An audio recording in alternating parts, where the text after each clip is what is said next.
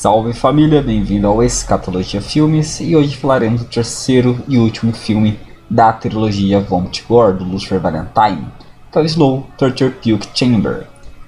Aqui temos uma nova Angela. Essa Angela teve muita gente que achou que era a Emily do Evanescence, cara. Mano, tem nem sentido isso, velho. Tudo bem que essa Angela parece um pouquinho ela, mas não exagera, né? Mas enfim. E se você gosta de filmes pesados e bizarros, já se inscreve no canal, vire membro e também já entra no nosso grupo no Facebook e no Telegram. Link na descrição. E também, né, um salve aí para os novos membros do canal, que é o Tyler, a Laura e a Eduarda. Muito obrigado. Esse vídeo aqui só existe graças a vocês, né? Mas enfim, bora aí para o filme. Esse filme começa exatamente da onde o segundo termina, que é a Angela 1 tomando esporrada de sangue na cara. Então já abre a cena com essa nova Angela de joelhos, com a boca aberta e caindo muito sangue, uma parte de sangue. Faz aquele famoso paralelo entre as duas. Eu já vi gente chamando essa trilogia de trilogia bulímica, e isso está completamente errado. O filme 1 e 2, as Angelas não são bulímicas. Elas vomitam por causa que elas são Slaughtered Vomit Dolls. E o pacto força elas a ficarem magras através da purgação. Essa Angela de agora, ela é a única que é bulímica. É a única, as outras não são. E aqui ela conta como é ter a bulimia e como que ela começou a desenvolver a bulimia. Eu acho bem interessante o filme. E esse filme também dá a entender que no mesmo dia, no mesmo tempo. E mais pra frente eu vou estar falando sobre isso. Esse daqui é qual tem a história mais completinha, mais bem contada, não é confuso, e eu acho que esse é o que mais chegou perto, entre muitas aspas, ser um filme normal. Aqui essa Angela nova vai contando a vida dela, ela começa na infância falando dos seus pais e também sobre a sua bulimia. Eu acho que da trilogia toda, esse filme é o que mais tem gatilhos. Ainda mais sobre a bulimia, que já estou falando que tem, e também sobre abusos na infância. Então tome cuidado, porque os relatos daqui são bem detalhados. A experiência ruim dela é bem chocante, entendeu? Ela conta muitos detalhes de como ela se sentia. E isso daí pode ser gatilho aí para algumas pessoas, então vá com calma. Então ela vai contando como é incrível ter bulimia. Isso daí da perspectiva dela. Ela também diz que nunca desistiria dela. E ela fala que se você consegue se livrar de um vício que o manteve vivo, é porque você nunca foi viciado de verdade. Ela fala também que a bulimia foi a única coisa que ajudou ela a superar tudo. Tinha até uma época que ela sentia prazer sentir o gosto de sangue e o gosto do ácido estomacal, que você vomita, né? Vem aquele ácido do estômago aí na sua boca, que até corrói os dentes. Então tem que tomar cuidado aí em quem tem bulimia. E fica bem claro que ela tem compulsão alimentar. Isso daí é bem comum em gente que tem bulimia. Eu tenho até aqui um vídeo no canal onde eu fiz um iceberg, né? E lá eu falei bastante a respeito da bulimia e da anorexia. Então a pessoa tem um surto de ansiedade e sai comendo tudo do vômito. E nessa parte do filme, o paralelo entre ela e a Angela 1, que é do primeiro filme, já está muito forte. Basicamente o que está acontecendo com ela, está acontecendo com a outra Angela. Quase a mesma coisa. Ela chega até a parecer que as duas são uma só. E basicamente são, né? Então ela começa a falar sobre a sua infância. Ela fala que na casa dela havia um corredor. E no final do corredor ficava o quarto dos pais dela. Ela sempre ia lá e pulava na cama deles. Normalmente, a mãe dela descia primeiro para fazer o café e isso deixava ela sozinha com o pai dela. E ela tinha muitos ciúmes do pai dela com a mãe dela.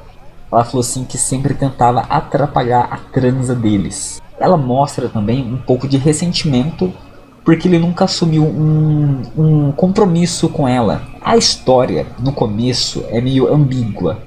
No começo dá a entender que ela queria, muitas aspas aí nessa queria, porque afinal a gente está falando de uma criança de 12 a 13 anos com um pai doente que com certeza manipulou ela, né?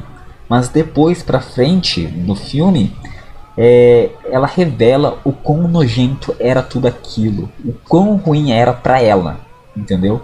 Então no começo ela começa meio que romantizando isso daí, só que lá pra metade pro final ela fala a verdade, né? Que era uma merda, etc, que era muito ruim, que ela não queria, e é isso aí. E ela fala, né, que quando ela via ele com a mãe dela, ela se sentia quase que traída, porque ela achava que ela tinha alguma coisa com ele. A mãe dela sabia disso tudo, sabia de tudo, e pra mãe dela, tudo era culpa da Angela. E isso é bem comum, tá? É muito comum. Eu faço psicologia. Às vezes, quando eu falo isso, a pessoa é lá que as pessoas têm, velho. Eu já conversei com algumas mulheres que passaram por esse tipo de situação na infância, porque infelizmente é bastante comum ter casos de abuso contra mulheres dentro de casa. E já me falaram que a mãe, a avó, tia tinha conhecimento desses abusos, mas não faziam nada a respeito. Algumas até insinuavam que ela era a culpada desses abusos. Então esse relato dessa Angela não é algo real, porque acontece no mundo real, tá bom? Acontece bastante até. Então ela falou que a mãe dela um dia entrou no quarto dela e chamou ela de vadia. E ela começou a sentir como se ela fosse uma outra mulher interferindo no casamento dos pais dela. Então ela começou a se sentir muito mal com isso e começou a dizer não. Só que ela começou a dizer não com o corpo dela. Foi aí que começou a bulimia. Ela parou de ir no quarto deles, não ficava mais sozinha com ele, começou a cobrir mais o corpo. Então a bulimia veio e arregaçou com o corpo dela. Ela falou assim que ela parecia doente, o pai dela começou a sentir nojo dela, e ela achava isso bom, porque enquanto ele sentisse nojo dela, significaria que ela estava protegida dele, e que nessa altura do campeonato, ela já não era mais útil para ele. Ele já tinha arrancado tudo dela, e agora a única preocupação dele era pagar todos os vestígios das ações, né, que ele cometeu com ela. Aqui agora acontece que eu falei sobre tudo acontecer ao mesmo tempo, porque fica um paralelo de filmagens da Angela 1 e dessa nova Angela na mesma posição e fazendo as mesmas coisas.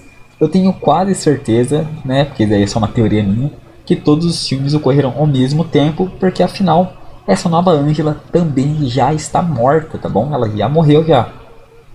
E aqui começa agora a infame parte onde as duas Angelas começam a se tocar com um crucifixo. Eles usam ele como consolo até sair sangue, e tem muito vômito ali com sangue, é tudo bem explícito e muito bem nojento, muito nojento. Mas enfim, né? Então a gente volta aí pro relato dessa nova Angela. E ela diz que ela não via aquilo que acontecia com ela como sexo, mas sim era só o pai dela machucando ela. Ele estava colocando nela toda a dor que ele sentia.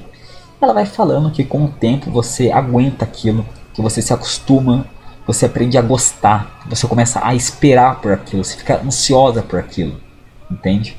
Então tem uma parte, então tipo assim, o relato dela é bem profundo mesmo, é bem pesado, cara, é pesado o relato dela, porque parece um relato bem real. Eu já não sei se ela realmente passou por isso, mas parece muito real, mas enfim. Aqui tem uma parte que eu não entendi muito bem, eu não entendi nada na verdade. Essa nova Angela começa a comer um bolo que tem grilo em cima, grilo de verdade. Eu até agora não entendi qual foi a relação de insetos nesse filme, não entendi. Aparecem umas imagens de inseto e tal. Tentei criar uma conexão aí da minha cabeça, mas não consegui não. Mas bora lá. E vamos aí para outra cena insana, né? Que tem uma mulher loira grávida, que eu acho que essa mulher loira é uma representação da Angela original. Porque a Angela que a gente viu no 1 já é uma reencarnação, não é a original, tá bom? E no começo do filme, essa nova Angela também aparece grávida. Todo mundo nesse filme fica grávida e o bebê vai pra puta que pariu porque ele some. Agora faz sentido. Agora faz sentido porque o bebê no 2 ele não aparece, porque ele foi arrancado no 3. Quando eu for fazer o próximo vídeo de uma análise toda a trilogia, eu vou falar isso, mas enfim. Então tem essa loira aí grávida, chega um cara aí e faz uma cesariana caseira nela. pegou uma faca ali, abriu e tirou. É assim. E relaxa, fica muito explícito que o bebê é um boneco, tá bom? É um boneco, fica extremamente explícito. Não parece nada real ali. Então o cara pega esse boneco, chapuleta, morde a cara do boneco, bate no liquidificador, toma e fica soltando, tudo de volta. Mano, é muito nojento essa cena, velho. Por isso que eu pulo, tá? Tem gente que age assim, que eu gosto desse filme por causa dos vômitos, mano. Mas vai se fuder, cara.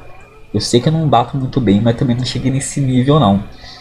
Todo filme, toda coisa assim que tem uma história confusa, velho, eu adoro. Porque eu gosto de criar teorias e essas coisas assim.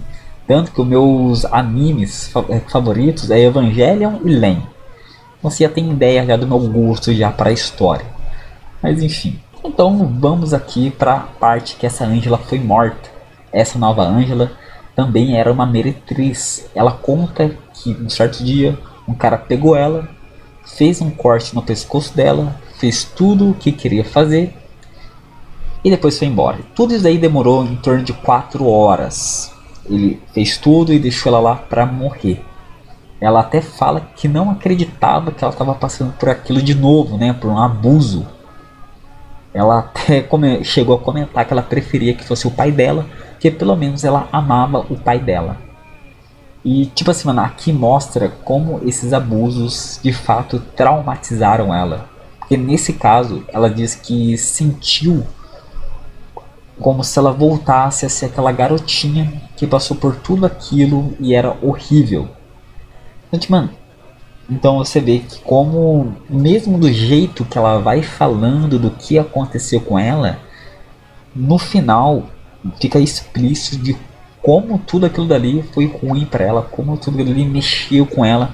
É basicamente a história da Angela 1, né?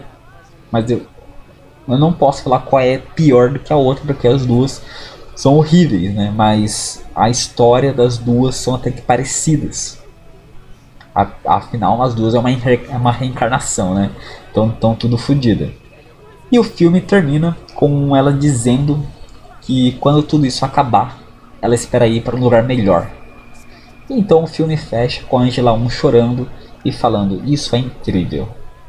E o filme acabou. Aí acabou a trilogia. Então aí começa o prelúdio, né? O quarto filme, que seria o Black Mass of the Nazi Wizard, que é um filme horrível. Não é horrível de cenas pesadas, é horrível porque é um filme ruim mesmo, uma bosta. O filme tem tipo 1h17, se eu não me engano, de duração. E a única coisa que presta ali é você bem generoso, os 10 minutos finais, porque o resto é uma pataquada, é um lixo. Mas eu vou falar dele aqui sim, tá bom? É isso aí então foi o último filme da trilogia Vomit Gore. Valeu, falou!